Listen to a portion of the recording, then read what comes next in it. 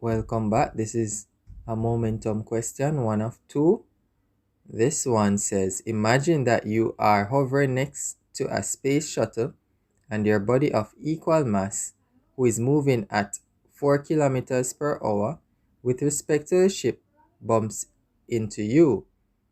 If he holds on to you, how fast do you both move with respect to the ship? So we will work this one out now. And we're given, let us remember our law of conservation of momentum, which states that the total momentum before the event is equal to the total momentum after the event, whether it's a collision or a separation. So a formula for momentum is mass times velocity. We're going to use u to represent our initial velocity. So let's get, and v to represent our final velocity. So let's get straight into the item. So I am hovering. My mass will be represented by m subscript m, which means my mass. And I have some initial velocity, which we're going to see is 0, since I am relatively still with respect to the shuttle. My friend has some equal mass of m. So his mass is equal to my mass. So I could simply put my mass twice. And he has an initial velocity of 4 kilometers per hour. But I will put u. So this is my initial velocity, and this one is my friend's. Put f for friends. That should be equal to our combined mass because he holds on to me. So we are going to have m plus m right here. But then since he has held on to me, we're moving with the same velocity. So the final velocity is going to be the same for both of us. We are like one system now.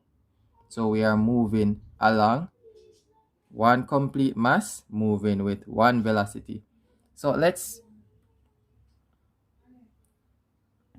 write what we have. So I know that my velocity, initial velocity is 0. So mass times velocity here would give us 0. However, my friend has some mass, m, my mass, and he has a velocity of 4 kilometers per hour. You can write the units if you want in the working, or you can just write the units at the end.